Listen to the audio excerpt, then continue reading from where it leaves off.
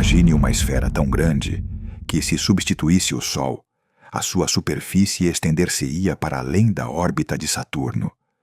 Uma única estrela, capaz de conter bilhões de sóis no seu interior. Mas quão poderoso pode realmente ser um objeto assim? O que acontece dentro de uma estrela tão colossal que a sua própria gravidade ameaça destruí-la desde o momento em que nasce? Hoje vamos explorar o próprio limite do possível. As maiores estrelas do universo conhecido. Dos laboratórios de astrofísica aos telescópios mais avançados, os cientistas identificaram gigantes que desafiam toda a lógica. Estrelas como Uai Scuti ou Stephenson 218, monstros tão brilhantes que poderiam eclipsar galáxias inteiras, mas cuja existência está por um fio. Neste vídeo, descobrirás o que as torna tão imensas, como conseguem manter-se vivas, e por que a sua morte pode libertar mais energia do que 1000 sóis a explodir ao mesmo tempo. Prepara-te para uma viagem ao coração da força estelar. Se te apaixona o universo tanto como a nós, subscreve e fica até ao final, porque o que estás prestes a ver redefine o que entendemos por poder. Se o Sol fosse uma bola de futebol, algumas destas estrelas seriam um estádio inteiro. Imagina olhar para cima e ver uma esfera luminosa cuja superfície, estendida até onde hoje orbitam Júpiter ou mesmo Saturno, ainda palpita com furacões de gás. Isso não é pura fantasia. Os astrônomos identificaram candidatos reais nos catálogos estelares que, em termos de raio e volume, superam o nosso Sol por milhares de vezes. O que significa, na prática, que uma estrela seja maior? E como medimos essa grandeza quando a visão nos engana e as camadas exteriores de gás se confundem com invólucros de poeira e vento estelar? Para entender o espanto, comecemos pelo familiar. O nosso Sol, essa bola amarela que mantém a vida na Terra, tem um raio próximo de 696 mil quilômetros. É um gigante comparado com a Terra. Caberiam mais de 1 milhão de planetas do tamanho da Terra no seu volume. Mas perante as supergigantes vermelhas, o Sol é apenas um ponto modesto na escala cósmica. Agora levemos a comparação ao extremo visual. Se o Sol fosse uma bola de futebol colocada no centro de um estádio, uma estrela como o Uai Scuti, frequentemente citada entre as maiores conhecidas, não seria apenas o estádio. Seria uma circunferência que alcança e engole várias órbitas planetárias do Sistema Solar. Dependendo da estimativa, o Uai Scuti tem um raio que se conta em milhares de raios solares, cifras que variam segundo a técnica e os dados usados pelos astrônomos. Essa incerteza não diminui o espanto. Falamos de um objeto cuja imagem mental destrói qualquer intuição cotidiana sobre tamanho. Ainda mais extremo é o caso que costuma aparecer nos títulos e nas ilustrações de divulgação. Stephenson 218, também conhecida como Stephenson 2DFK1. Algumas estimativas colocaram-na com um raio de até 2150 vezes o do Sol. Uma magnitude que, se fosse exata, estenderia a sua superfície muito para além da órbita de Saturno. Mas aqui há um aviso importante. Estas cifras, em estrelas tão distantes e envoltas em nebulosidade, são altamente dependentes de suposições sobre distância, luminosidade e se a estrela pertence ou não ao aglomerado com o qual se associa. Por outras palavras, Stephenson 218 pode ser colossal. Ou as nossas medições podem estar inflacionadas por poeira, por um invólucro estendido, ou por erros na distância assumida. Essa ambiguidade é parte do mistério. Outro nome que aparece repetidamente nas listas de gigantes é V. Canis Majoris. Em trabalhos e resenhas, são-lhe atribuídos raios da ordem de milhares de raios solares, embora os valores concretos divirjam. Algumas medições estimam centenas a mais de 1000 raios solares, dependendo do comprimento de onda observado e do tratamento do envelope circunstelar. A lição aqui é dupla. Estas estrelas são imensas, mas o seu tamanho real depende do que exatamente definimos como superfície e de como o material que as rodeia altera a luz que recebemos. Por que é que estas distinções técnicas importam? Porque quando falamos de a maior estrela, não há uma única resposta objetiva, como quando se pergunta qual é a montanha mais alta da Terra. Camadas extremas de gás, perda massiva de material, pulsações e nuvens de poeira criam a ilusão de tamanhos maiores. Além disso, a distância, esse número-chave que transforma um brilho observado numa luminosidade real, costuma ser a principal fonte de erro. Os astrônomos combinam espectroscopia, medições de paralaxe e modelos estelares para tentar separar o que é a estrela de verdade do seu invólucro mutável. E com cada novo observatório, esses números mudam. O que ontem parecia ser o maior pode amanhã ficar relegado por uma revisão de dados. Mas voltemos à imagem que mantém a audiência colada ao ecrã. Se o raio de uma destas supergigantes fosse expresso em termos de volumes, em vez de raios, estaríamos a falar de esferas capazes de conter milhares a milhares de milhões de vezes o volume do Sol. Isso não é apenas numerologia impressionante. Altera a maneira como imaginamos a física que rege a sua superfície e o seu ambiente. A gravidade nas camadas externas, a tênue fronteira entre a estrela e o espaço interestelar, os ventos estelares que empurram materiais a dezenas ou centenas de quilômetros por segundo. Tudo isto contribui para a sensação de que estamos perante titãs cósmicos cuja existência desafia a intuição. As cifras concretas dependem de medidas e modelos, mas adiante veremos exemplos e por que variam. A introdução não tenta resolver a pergunta definitiva de qual é a maior, mas sim despertar a curiosidade. Em astronomia, a resposta quase sempre inclui um depende. Depende da definição, raio versus massa versus luminosidade. Depende do método, imagem direta, interferometria, espectroscopia, e depende da distância. Essa indecidibilidade é produtiva. Obriga a ciência a melhorar os seus instrumentos e modelos e dá-nos material para espanto. Nos próximos minutos, exploraremos como se medem estas estrelas colossais, quem compete pelo título de a maior, e por que essas medições mudam quando chegam dados mais precisos. Mas antes disso, guarda a imagem do estádio. Se o Sol é a bola, estas estrelas são estádios que, por vezes, parecem transbordar para a vizinhança planetária. A grandeza estelar é tanto uma questão de números como de percepção. As cifras que aparecem em artigos e documentários podem ser espetaculares, e são, mas dentro de cada uma há uma história de observação, interpretação e revisões. Essa mistura de certeza parcial e mistério absoluto é o que torna o tema irresistível. Estamos perante objetos que, embora distantes, nos obrigam a repensar a escala e o poder no universo. O que entendemos exatamente quando falamos de a maior?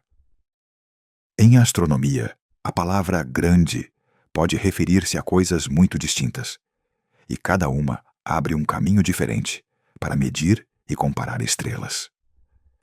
Neste segmento, vamos analisar 4 conceitos concretos: massa, diâmetro ou raio, luminosidade e energia libertada, e ver por que nenhum deles, por si só, é suficiente para coroar uma estrela como a mais poderosa.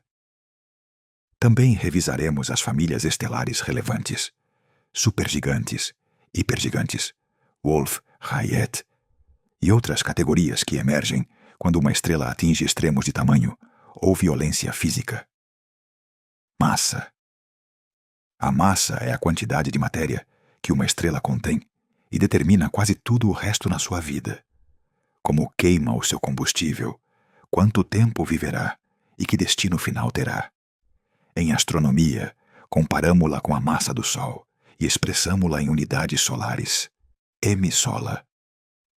Uma estrela com mais massa exerce maior gravidade e pode atingir pressões e temperaturas centrais suficientemente altas para queimar combustíveis pesados. Isso torna-a potencialmente muito mais poderosa, no sentido de produção de elementos e capacidade de colapso. No entanto, maior massa não implica automaticamente maior diâmetro. Algumas estrelas massivas são compactas e extremamente quentes. Outras, menos massivas mas evoluídas, incham até raios enormes. Por isso, a massa é uma medida fundamental, mas não a única que importa. Diâmetro, raio. Quando falamos de o grande em sentido visual ou espacial, normalmente pensamos em raio ou diâmetro, quanto a estrela ocupa no espaço. Aqui entram conceitos práticos como o raio fotosférico, a região de onde escapa a maior parte da luz visível, e as camadas exteriores difusas ou invólucros de gás, que podem estender-se muito para além dessa fotosfera. O raio é comparado com o do Sol, R-SO. Um raio gigantesco implica uma superfície extremamente fria, em comparação com estrelas compactas muito quentes, ventos estelares densos e uma estrutura interna muito distinta da de estrelas da sequência principal. O diâmetro influencia a interação com o ambiente.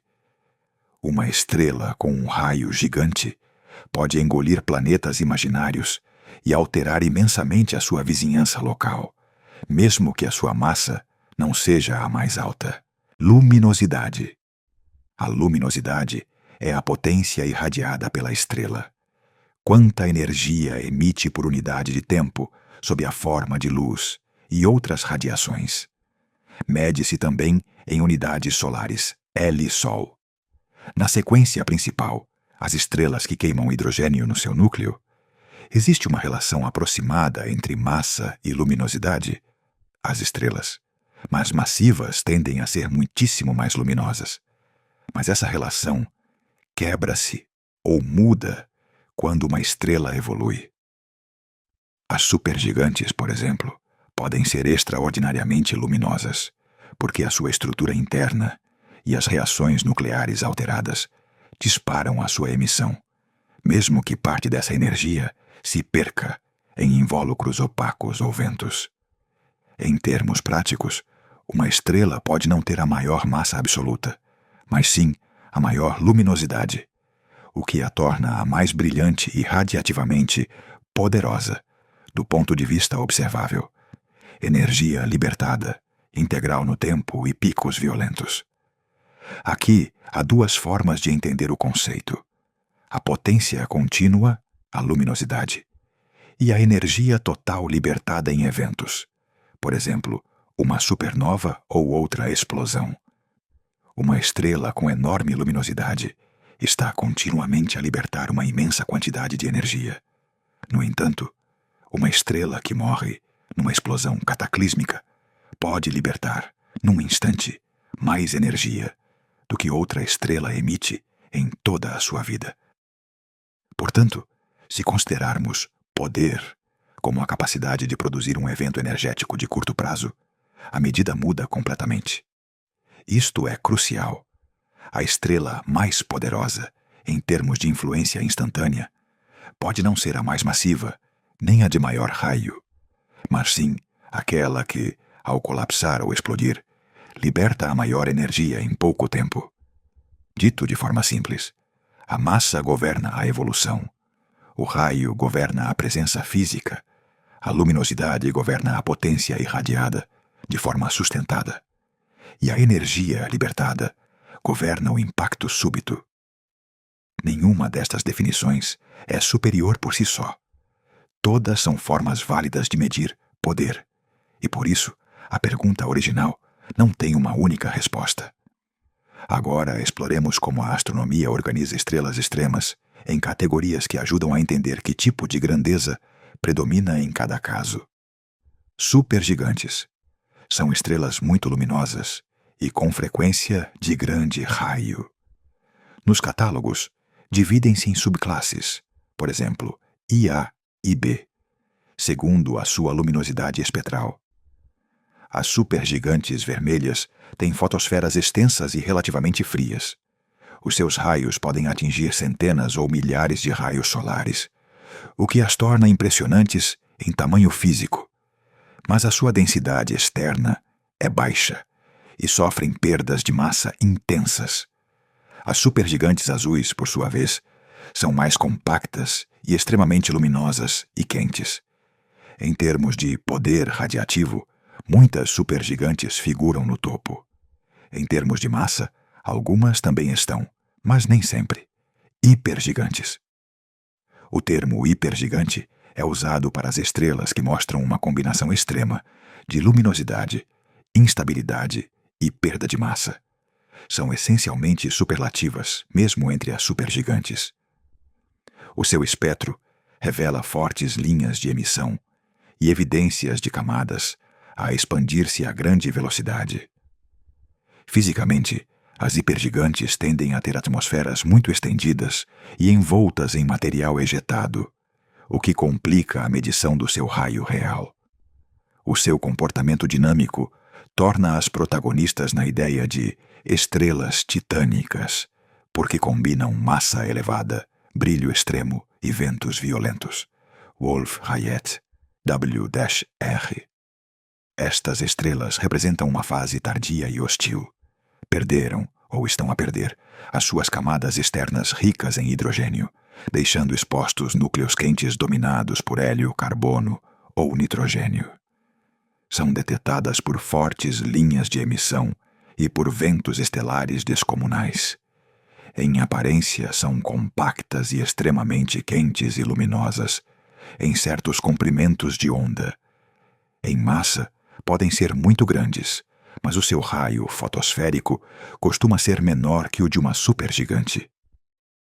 Em termos de influência nucleossintética e de enriquecimento químico do meio interestelar, as Wolf-Rayet são poderosas porque injetam elementos pesados e energia no seu ambiente.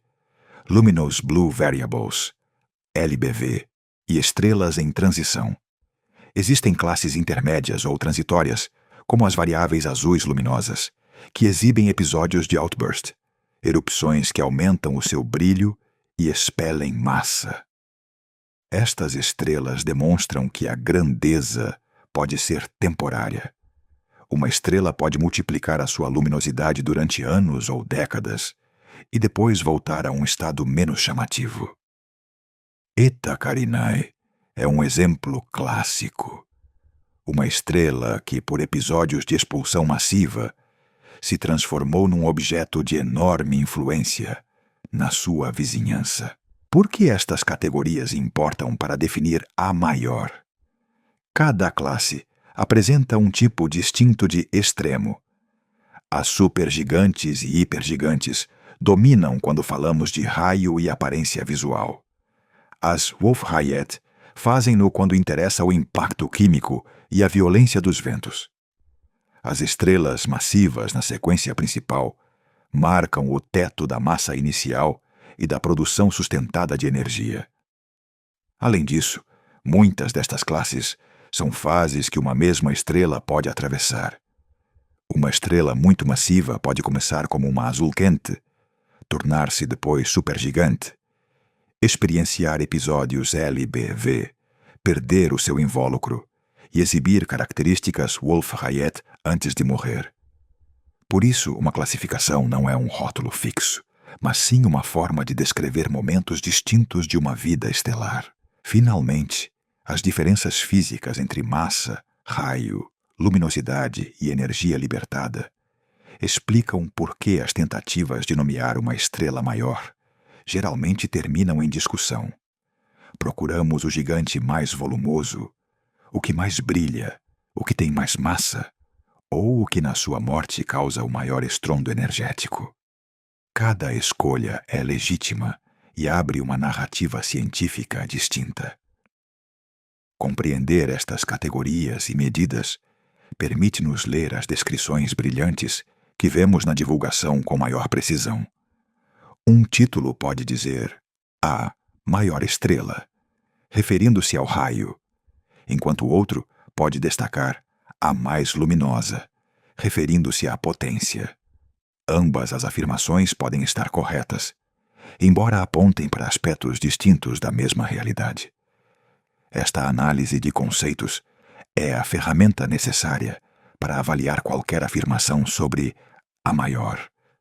Obriga-nos a perguntar primeiro que medida está a ser usada e por que essa medida é importante para a pergunta que queremos responder.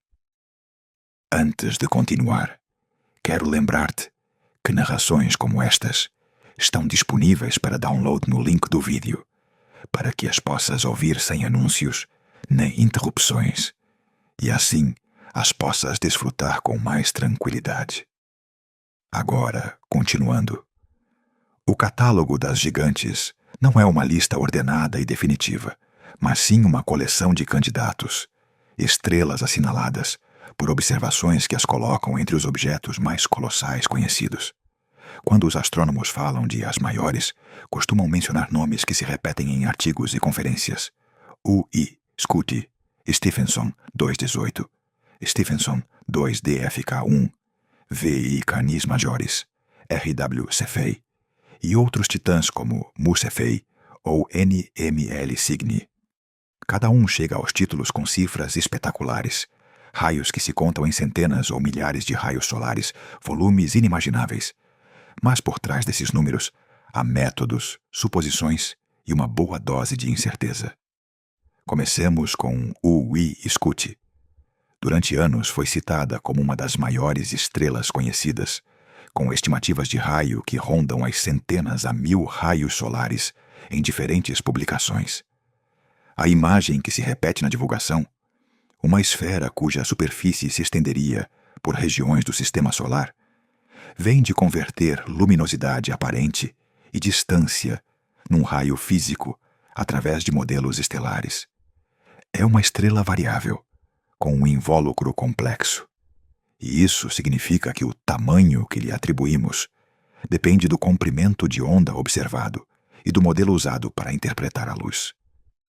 Stephenson 218, Stephenson 2DFK1, saltou para a fama por estimativas que a colocavam entre as estrelas mais imensas, com raios publicados em algumas fontes que superavam os 2000 raios solares, o que a teria colocado muito para além da órbita de Saturno se a colocássemos no centro do nosso sistema. No entanto, grande parte dessa cifra depende da associação da estrela com um aglomerado e da distância que assumimos para esse aglomerado. Revisões e debates metodológicos mostraram que mudanças na distância ou na correção por poeira interestelar podem modificar radicalmente o raio calculado. Isso converte Stephenson 218 num caso paradigmático, espetacular nos títulos, instrutivo na ciência.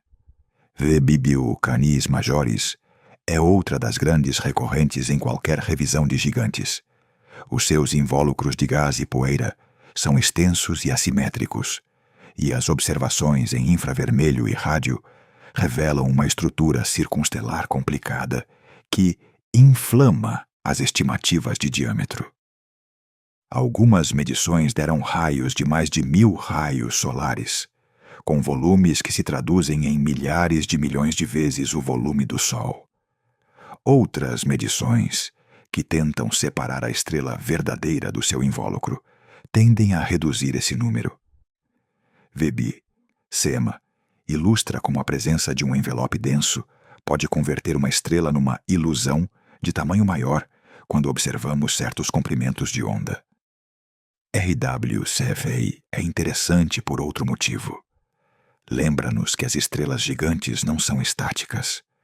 Nos últimos anos, mostrou episódios de obscurecimento e erupções que alteraram o seu brilho e, segundo imagens e modelos recentes, até o seu diâmetro aparente. Em 2020 a 2022, observações documentaram uma queda dramática do brilho e mudanças aparentes na fotosfera, que as equipas interpretaram como nuvens de poeira ejetadas ou estruturas mutáveis na atmosfera. Em paralelo, estimativas de luminosidade e raio foram revistas, o que demonstra que a evolução rápida complica as medições, porque mudam as cifras com o tempo. Há 3 motivos principais que convém ter muito claros. 1. Distância e paralaxe, a base do erro. Para converter um brilho observado numa luminosidade real ou num raio físico, é preciso saber a distância. Antes de Gaia, muitas distâncias a grandes supergigantes eram estimadas por associação a aglomerados ou por métodos menos diretos. Se a distância é sobreestimada, o cálculo do raio inflaciona em consequência. A missão Gaia transformou o panorama, entregando paralaxes mais precisos para milhões de estrelas e obrigando a reavaliar raios e luminosidades. Mesmo assim, Gaia tem limites. Estrelas muito envoltas em poeira ou situadas em aglomerados densos podem apresentar paralaxe menos fiável, pelo que as revisões continuam. 2. Invólucros e emissão estendida, o que consideramos superfície. Muitas das estrelas gigantes que nomeamos estão rodeadas de camadas de material ejetado, poeira, gás molecular, jatos, que brilham em infravermelho e rádio. Quando um instrumento mede um diâmetro angular num determinado comprimento de onda, pode estar a medir esse invólucro, em vez da fotosfera propriamente dita. Interpretar corretamente essas observações requer modelos que separem a emissão da estrela da emissão do envelope. Equipas diferentes, comprimentos de onda diferentes e suposições diferentes produzem raios distintos. 3. Evolução e variabilidade intrínseca. As supergigantes e hipergigantes são instáveis. Pulsam, expelem camadas, sofrem erupções e episódios de perda de massa. Uma estrela pode parecer maior quando uma pulsação incha a sua atmosfera, ou menor quando uma nuvem de poeira temporal a obscurece. Além disso, as fases transitórias, LBV, erupções tipo Eta Carinae, apagões repentinos, mudam momentaneamente as propriedades observáveis e, portanto, as medidas derivadas. RW Cephei é um bom exemplo de como uma mudança física real no invólucro altera simultaneamente a luminosidade, o espectro e o diâmetro aparente. Essa combinação de fatores deixa um resultado inevitável. As tabelas de A maior são provisórias. O que um estudo publica hoje pode ser ajustado amanhã com dados de melhor qualidade ou com modelos mais sofisticados. Muitas vezes os títulos não contam essa história. Gritam um número. 2.150 raios solares, sem explicar que essa cifra depende de suposições sobre distância, correção por poeira e que comprimentos de onda foram utilizados. A ciência, em contraste, celebra a revisão. Cada nova medida, cada interferômetro que separa melhor a estrela do seu ambiente, reduz a incerteza ou reajusta a nossa hierarquia de gigantes. Apesar da incerteza, há lições robustas que o catálogo nos deixa. Primeiro, as estrelas que aparecem em todas as listas partilham características: perda de massa ativa, espectros que mostram camadas expandidas e evidências de material circunstelar. Segundo, a dispersão de valores entre estudos não invalida a escala gigante. Embora um raio baixe de 2.000 para 1.000 raios solares por revisão, a estrela continua a ser colossal em comparação com o Sol. E terceiro, os avanços tecnológicos, interferometria no infravermelho, mapas de Maser em rádio, paralaxes Gaia, estão a transferir muitas estimativas de ciência especulativa para valores quantificados com erros conhecidos. Ao olhar para o catálogo, é útil adotar 2 atitudes ao mesmo tempo. espanto com as cifras brutais e ceticismo científico saudável perante qualquer número que não venha com o seu erro e o seu método. As estrelas gigantes são laboratórios extremos. Cada uma conta uma história de formação, evolução e perda de massa que os astrônomos tentam ler através de dados ruidosos e complexos. O resultado é uma lista de nomes que fascinam, cifras que atordoam e uma ciência em movimento que acrescenta nuances e correções. A grandeza perde um pouco do seu glamour numérico, mas ganha uma precisão que nos aproxima mais de entender como nascem, vivem e morrem estes verdadeiros colossos. Esse ressalto inicial gera uma onda de choque que, por si só, costuma estagnar ao perder energia. Aqui entra um ator decisivo: os neutrinos. A imensa emissão de neutrinos do núcleo recém-formado interage com as camadas estagnadas e pode insuflar energia suficiente para reavivar o choque, expelindo as camadas externas numa explosão de supernova de colapso do núcleo, classificadas observacionalmente como tipo 2, Ib ou Ic, segundo a composição externa e a perda de hidrogênio, ou hélio. O processo é brutal e belo. Em segundos, liberta-se uma quantidade de energia enorme, a maior parte sob a forma de neutrinos. Em horas ou dias, as camadas exteriores iluminam-se e são varridas do ambiente, deixando para trás um remanescente brilhante que lentamente se dissipará no meio interestelar. Em estrelas muito massivas, a história pode tomar rumos ainda mais extremos. Se a estrela for suficientemente pesada, em certos modelos, mais de 140 massas solares, embora o número dependa da composição e rotação, a temperatura central pode tornar-se tão alta que os fotões energéticos se convertem em pares eletrão-positrão.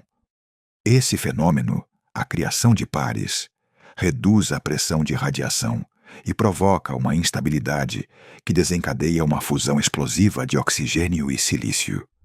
O resultado pode ser uma supernova por instabilidade de pares. Uma explosão tão energética que a estrela fica completamente desintegrada, sem remanescente compacto. Em variantes menos extremas, a instabilidade de pares pulsacional provoca episódios de expulsão massiva antes da morte final, deixando camadas circunstelares densas que mais tarde interagirão com a explosão e produzirão picos luminosos extraordinários. Outra rota é a hipernova, associada a estrelas com grande massa e rápida rotação. Se o colapso do núcleo não produz imediatamente uma explosão eficiente, parte da matéria pode cair por retrocesso, fallback, sobre o núcleo, favorecendo a formação de um buraco negro. Na presença de rotação intensa e campos magnéticos fortes, o colapso pode lançar jatos relativísticos ao longo dos eixos de rotação.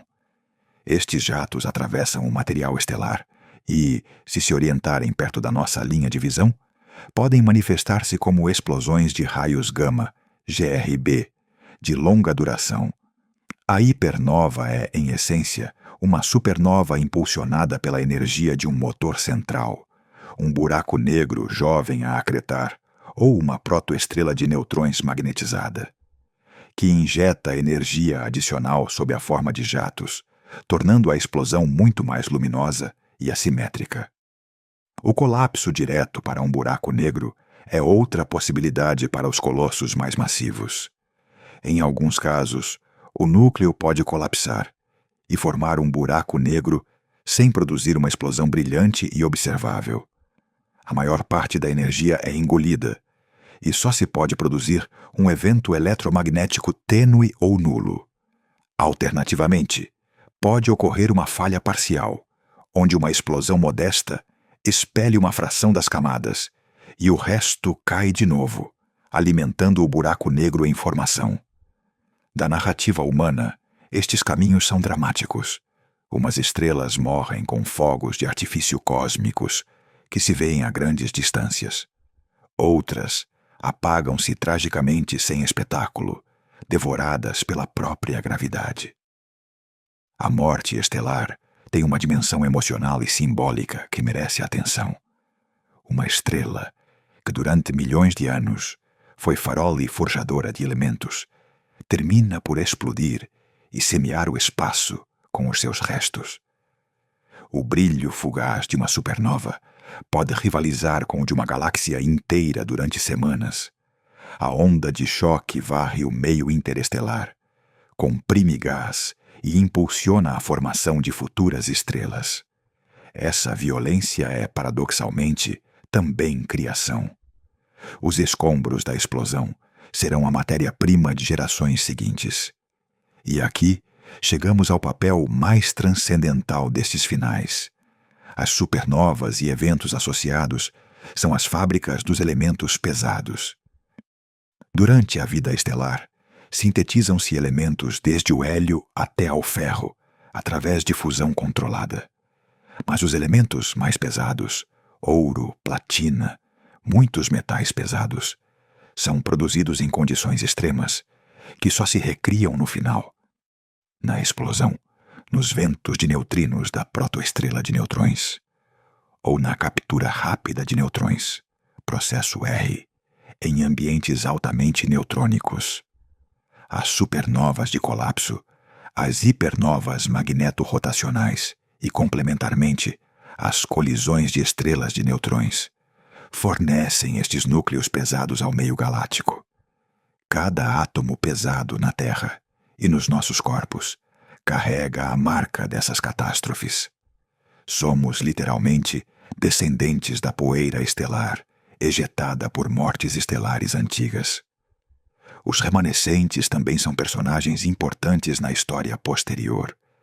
Se a explosão deixa para trás uma estrela de neutrões, essa rotadora compacta pode manifestar-se como um pulsar ou, em casos de campos magnéticos extraordinários, como um magnetar, fonte de emissões intensas em rádio, raios X e, por vezes, episódios de alta energia. Os magnetares podem, mesmo anos depois, produzir explosões que afetam a sua vizinhança.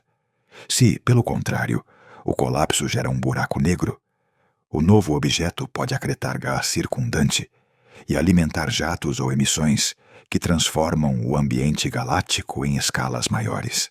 Do ponto de vista temporal, a escala da morte é vertiginosa. Etapas de fusão que duraram milhões de anos são amortecidas em horas e segundos de colapso. A intensa efervescência da explosão pode brilhar durante semanas ou meses. Os remanescentes perduram milhões de anos como testemunhas silenciosas.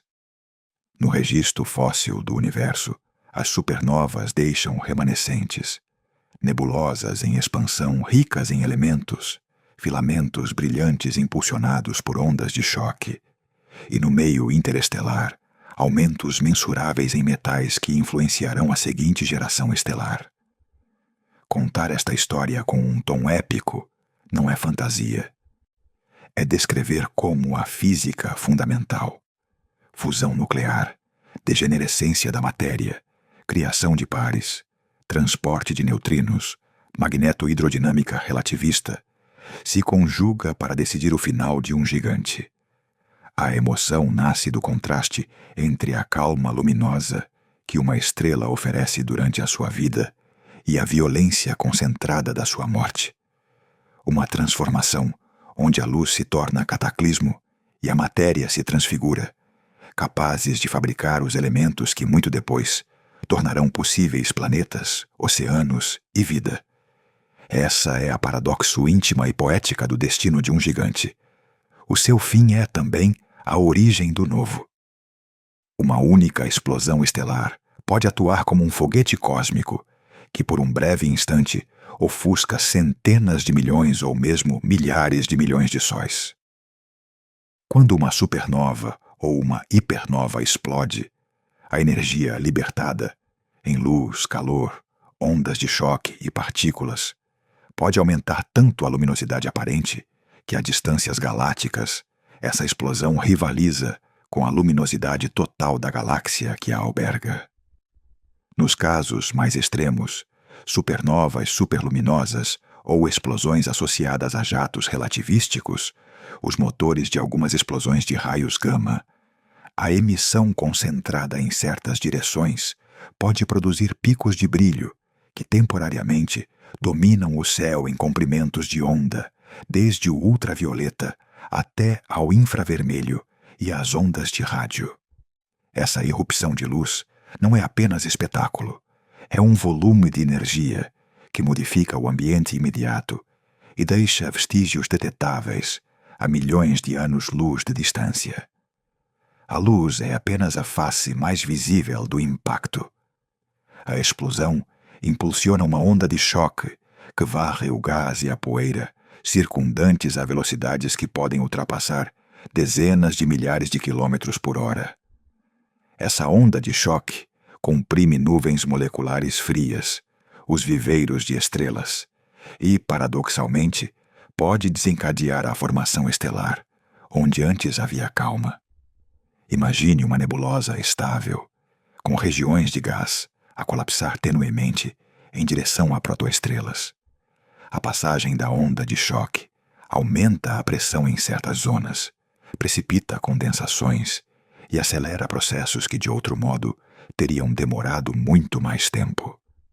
Assim, a morte violenta de uma estrela pode semear as condições para o nascimento de dezenas ou centenas de novas estrelas, algumas das quais terão, por sua vez, discos protoplanetários onde se formarão planetas. Em escala cósmica, as explosões massivas funcionam como mecanismos de retroalimentação. Destroem estruturas locais e, ao mesmo tempo, iniciam ciclos de criação que reorganizam a distribuição da matéria na galáxia. Essa reconfiguração tem duas faces importantes: química e dinâmica. Quimicamente, as explosões transportam para o meio interestelar elementos pesados forjados no interior estelar e durante a própria explosão. Carbono, oxigênio, silício, cálcio, ferro e uma multidão de elementos mais pesados misturam-se com o gás circundante. Esse gás enriquecido muda as propriedades das futuras nuvens, aumenta a eficiência de arrefecimento por radiação, facilita a formação de moléculas complexas e permite o aparecimento de compostos sólidos, grãos de poeira, que são os núcleos sobre os quais se condensam planetas rochosos. Dinamicamente, as camadas ejetadas e as ondas de choque espalham momento angular e energia que podem dispersar nuvens, provocar turbulências e definir em escalas de centenas a milhares de anos-luz os padrões de formação estelar numa galáxia. Outra consequência transcendental é a produção de remanescentes que persistem durante centenas a milhares de anos.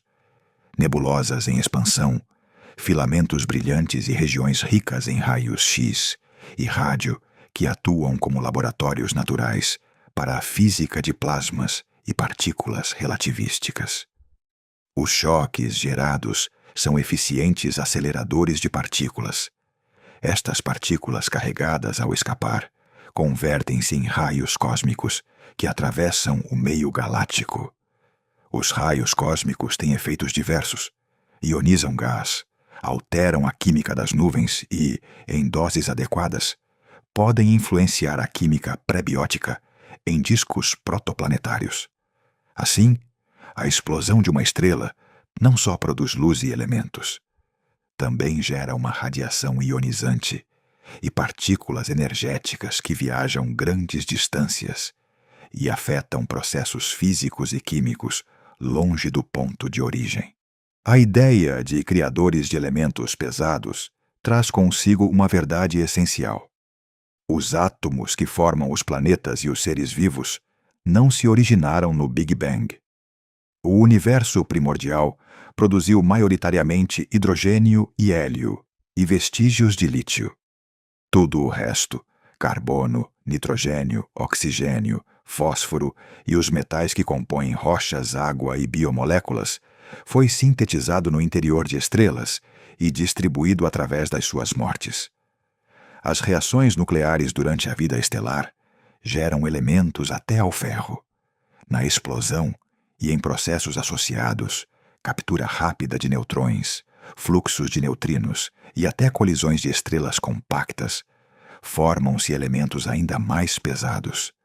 Por isso se diz, com justa razão, que somos poeira de estrelas. Cada átomo pesado nos nossos corpos traz a assinatura de gerações estelares que viveram e morreram muito antes do nosso Sol. É importante matizar um ponto hoje relevante em astrofísica. Embora as supernovas de colapso de núcleo sejam fábricas poderosas de muitos elementos, existem processos complementares, como as fusões ou colisões de estrelas de neutrões, que se revelam extremamente eficientes na produção de certos elementos da família do ouro, platina e outros produtos do processo R. A evidência observacional recente vinculou estas colisões com elevadas taxas de produção de elementos pesados, mas as supernovas continuam a ser contribuintes fundamentais para o enriquecimento galáctico em múltiplos elementos essenciais para planetas e vida. O resultado global é uma mistura distribuída por gerações sucessivas de estrelas. O meio interestelar torna-se progressivamente mais metálico com o passar do tempo, permitindo a formação de sistemas planetários mais ricos em materiais sólidos. Em termos humanos e filosóficos, a ligação é direta e emocionante. Os átomos de cálcio nos nossos ossos, o ferro no nosso sangue, o carbono nas nossas moléculas orgânicas. Todos eles passaram por fornos estelares e estradas de explosões cósmicas. A crosta terrestre, os oceanos e a atmosfera contêm vestígios de inúmeros processos estelares que precederam a formação do sistema solar. A meteorítica e a geoquímica confirmam que o sistema que nos gerou recebeu material de supernovas próximas e, possivelmente, de eventos explosivos que semearam a nuvem protoplanetária com isótopos radioativos capazes de aquecer e diferenciar planetesimais. Em termos práticos, sem a história de explosões estelares na nossa vizinhança cósmica, a Terra tal como a conhecemos, com a sua diversidade química e térmica, provavelmente não se teria formado. Além do enriquecimento químico, as explosões massivas ajudam a estruturar o disco galáctico e a manter um equilíbrio dinâmico que regula a taxa de formação estelar. Em galáxias ativas, ondas sucessivas de explosões e ventos estelares de populações massivas podem inflar bolhas de gás quente que limitam a formação de estrelas no centro galáctico. Em outras regiões, promovem nascimentos estelares. Em escalas maiores, o feedback estelar contribui para a evolução morfológica e química das galáxias ao longo de milhares de milhões de anos. Finalmente, o impacto pode ser íntimo e local. Uma supernova relativamente próxima no tempo geológico poderia, em princípio, aumentar a radiação cósmica na Terra e deixar sinais em registros geológicos. Aqui intervêm fatores de distância e orientação. Existem estudos que procuram vestígios destes eventos em isótopos específicos encontrados em sedimentos. Mas, para além de episódios pontuais, a ideia poderosa é a da continuidade. A vida, os planetas e as estruturas que observamos são produto de um universo dinâmico, onde a morte estelar é uma etapa necessária para a criação do novo. Explosões que iluminam galáxias e choques que acendem nuvens conjugam-se para tecer a rede de matéria e energia, que, com o tempo, produz sistemas solares e, finalmente, mundos capazes de olhar para cima e perguntar-se pela sua própria origem. As grandes perguntas multiplicam-se cada vez que apontamos um telescópio. Existem estrelas ainda mais colossais do que as que já conhecemos, ocultas por trás de nuvens de poeira, ou a distâncias que distorcem as nossas medições? A resposta curta é: provavelmente sim. Mas também é possível que nunca saibamos com certeza quantas ou quão grandes são, até que a tecnologia e os modelos nos permitam ver com menos ambiguidade. Essa incerteza é, em si mesma, um motor de investigação. Primeiro, por que poderia ocultar-se um gigante ainda maior? Muitas das candidatas potenciais habitam regiões densas de formação estelar, onde o gás e a poeira absorvem e reemitem a luz em comprimentos de onda infravermelhos ou em rádio. Esses véus fazem com que uma estrela que brilha com fúria no seu interior pareça tênue ou invisível à luz óptica. O JWST já mostrou a sua capacidade para descobrir estrelas ocultas pouco antes de explodirem, progenitoras que o Hubble não via, o que confirma que o nosso senso de gigantes até há pouco estava incompleto por culpa da poeira. Segundo, mesmo quando detetamos uma estrela muito brilhante, determinar o seu tamanho real exige conhecer a sua distância com precisão e separar a luz da estrela da luz do seu invólucro. Aqui é onde entram os limites técnicos atuais. As missões de astrometria, como o Gaia, revolucionaram a distância a milhões de estrelas. Mas as supergigantes vermelhas apresentam desafios particulares. A sua fotosfera é assimétrica e o seu centro fotométrico desloca-se por grandes células convectivas, o que pode enviesar ou aumentar a incerteza da paralaxe. Investigações recentes mostram que essas variações no fotocentro e na estrutura convectiva afetam os erros de paralaxe no Gaia, complicando a conversão de brilho observado em luminosidade e, por conseguinte, em raio físico. Em suma, não é que os instrumentos falhem em teoria, mas sim que a física estelar adiciona ruído à medida. A interferometria óptica e o estudo em diferentes comprimentos de onda tentam contornar esses problemas, medindo diâmetros angulares com resoluções extremas e combinando dados desde o visível até ao infravermelho. As equipas tentam separar a fotosfera do invólucro, mas a interpretação depende de modelos, de opacidades, geometrias e de como a poeira se distribui. E diferentes modelos geram raios distintos. Essa é uma das razões pelas quais nomes como Stephenson 218 ou Uiuiauiscuti têm oscilado nos títulos. Os números mudam quando se refinam as distâncias ou quando se observa noutro comprimento de onda que revela um invólucro mais extenso ou mais compacto. Significa isso que estamos presos num mar de incertezas? Não totalmente. O fascinante é que cada nova técnica reduz uma faixa de dúvidas enquanto abre outras. O JWST demonstrou a sua potência para olhar através da poeira e captar progenitoras no infravermelho médio, fornecendo provas diretas que antes eram impossíveis de obter a partir do óptico. Observações recentes com o JWST permitiram identificar uma estrela progenitora oculta numa galáxia próxima e seguir a sua evolução até a explosão, algo que muda a maneira como montamos catálogos de gigantes e os seus destinos.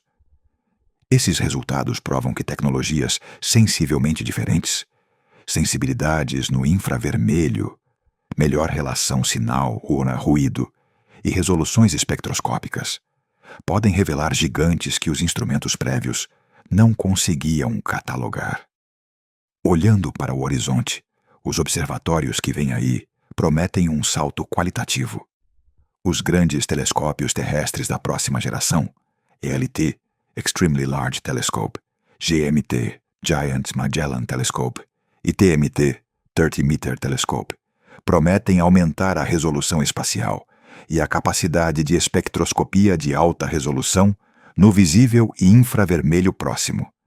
Isso permitirá medir diâmetros angulares mais pequenos, estudar estruturas de invólucros com maior detalhe e obter espectros que separem a luz estelar da luz térmica da poeira.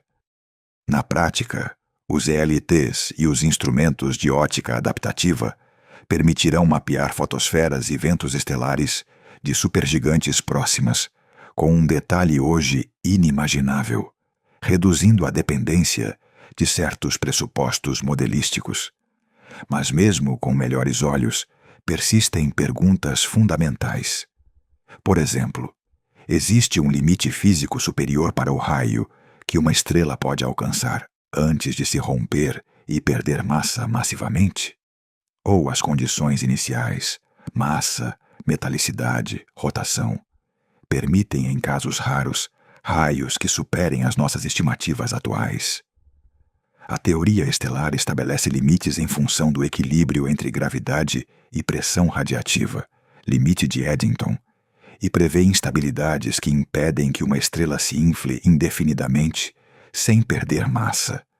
No entanto, em ambientes com diferente metalicidade ou com fusões estelares, colisões em aglomerados densos, poderiam existir trajetórias evolutivas invulgares que produzam gigantes extremos.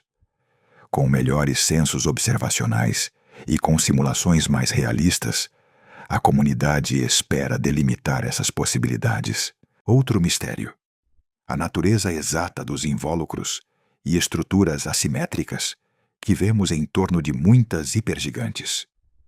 Observações interferométricas e em rádio mostram massas em expansão, jatos e nuvens de poeira, que nem sempre resultam de processos isotrópicos. São estas estruturas fruto de rotação extrema, campos magnéticos, interações com companheiras estelares ou de episódios de instabilidade interna? A resposta é importante. Determina quanto material a estrela perde, a sua evolução e o seu destino final, supernova brilhante, colapso silencioso, para um buraco negro ou uma série de erupções prévias. Resolver esse enigma requer não só imagens com melhor resolução, mas também campanhas temporais que sigam a evolução destes invólucros na escala de meses a décadas. Além disso, existe a incógnita das populações extragalácticas. As nossas estimativas de raios e massas máximos baseiam-se em amostras locais e em galáxias relativamente próximas. Poderiam galáxias em ambientes primitivos ou com metalicidades baixas albergar estrelas que, pela sua química, evoluam de forma diferente e atinjam extremos distintos? A metalicidade influencia os ventos estelares e a perda de massa. Por conseguinte, a mesma massa inicial pode dar origem a raios e destinos diferentes segundo o ambiente galáctico. O JWST, com a sua sensibilidade no infravermelho, e os ELTs, com a sua potência espectroscópica, serão as ferramentas-chave para estudar populações estelares em galáxias distantes e ver se o teto de tamanho varia cosmicamente. Também há a questão das escalas temporais e dos fenômenos transitórios. Muitas estrelas massivas atravessam episódios breves, décadas ou séculos, de perda de massa intensa ou de mudanças drásticas no brilho. Se uma estrela passa por uma explosão LBV ou por pulsações extremas, é possível que as medições pontuais a cataloguem como maior ou mais brilhante do que é em média. Por isso, os censos necessitam não só de resolução, mas também de acompanhamento. Só observando repetidamente podemos distinguir o tamanho estável de uma estrela da ilusão, causada por uma fase passageira. As campanhas de monitorização de longa duração, combinadas com o estudo espectroscópico, serão determinantes para filtrar os números inflacionados por episódios temporais. Finalmente, no terreno teórico-perceptual, há uma consequência bela. Cada melhoria instrumental redefine o que chamamos de extremo. Quando o JWST deteta uma progenitora em infravermelho, ou quando um ELT mapear a fotosfera de uma supergigante, os números serão acompanhados por erros menores e por uma compreensão física mais rica. Mas também existe a possibilidade de surpresas radicais, objetos que não se encaixem nas classificações atuais ou que exijam nova física, por exemplo, efeitos de rotação relativista, fusões estelares invulgares ou interações exóticas em aglomerados densos. A ciência dos gigantes está longe de ser um capítulo fechado. É um livro em processo de edição, onde cada nova observação reescreve parágrafos inteiros. Em resumo, a busca por estrelas ainda maiores combina 3 ingredientes: olhos mais sensíveis e específicos, JWST, ELTs e futuros instrumentos. Melhores modelos que integrem a física de invólucros, opacidades e transporte de energia, e censos mais completos que mostrem a diversidade em diferentes ambientes galácticos. Até que essas peças se integrem, o universo conservará segredos. Gigantes ocultas por poeira, raios reinterpretados por nova astrometria e fenômenos efêmeros que desafiam uma classificação estática. Essa opacidade não é frustração, mas sim promessa. Cada incógnita é um convite aberto a observar melhor, modelar com mais realismo e esperar o inesperado. O relógio da astronomia continua a correr, e com cada nova missão aproximamo-nos um pouco mais de saber se os verdadeiros titãs do cosmos continuam escondidos, ou se a grandeza que hoje admiramos já é o máximo que a física e a evolução estelar permitem.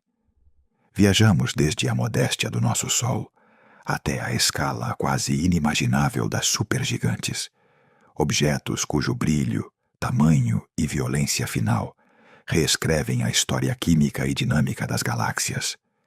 Estas estrelas lembram-nos que o universo não é apenas um cenário passivo, mas uma oficina ativa, onde a matéria se transforma, expande e regressa em novas formas. Onde a morte de um gigante é, paradoxalmente, a origem de elementos, estruturas e mundos futuros. Se te apaixonou este percurso, lembra-te que as narrações completas deste guião estão disponíveis para download no link do vídeo. Assim poderás ouvi-las sem anúncios nem interrupções e desfrutar da história em qualquer momento. Descarregar a narração permite-te seguir o fio enquanto corres, conduzes ou simplesmente fechas os olhos e deixas que a voz te leve ao coração destas estrelas. A ciência que explora os limites do grande é uma mistura de números, instrumentos e espanto. Cada número que citamos vem com incertezas e revisões, e isso não diminui a maravilha, amplia-a. Saber que há perguntas abertas, se há gigantes ainda por descobrir, como funcionarão os próximos telescópios, ou que surpresas nos esperam em comprimentos de onda que ainda não exploramos, é parte do encanto. A busca continua, e a próxima geração de observatórios promete ensinar-nos a ver com mais detalhe e a reinterpretar o que hoje nos parece extremo. Se queres aprofundar, na descrição encontrarás links para artigos, visualizações e uma lista de leituras recomendadas, além do áudio descarregável. Segue-nos nas redes para atualizações rápidas sobre novas descobertas e comenta que tema gostarias que investigássemos a fundo. A tua participação ajuda a decidir futuros episódios e a converter dúvidas em novos guiões. Se este vídeo te ofereceu um novo olhar sobre a escala cósmica e a íntima relação entre morte estelar e criação de mundos, partilha-o com alguém que desfrute de astronomia ou de grandes histórias científicas. Cada vez que mais alguém se interessa, a conversa cresce e as perguntas multiplicam-se. Obrigado por assistires até aqui. Se queres receber mais vídeos que misturem rigor científico com narrativa envolvente, subscreve o canal, ativa o sininho para não perderes os próximos lançamentos e deixa um comentário com a tua pergunta ou a estrela que mais te intriga? Vemo-nos no próximo episódio, onde continuaremos a desvendar os segredos do cosmos. Obrigado por nos acompanhares nesta viagem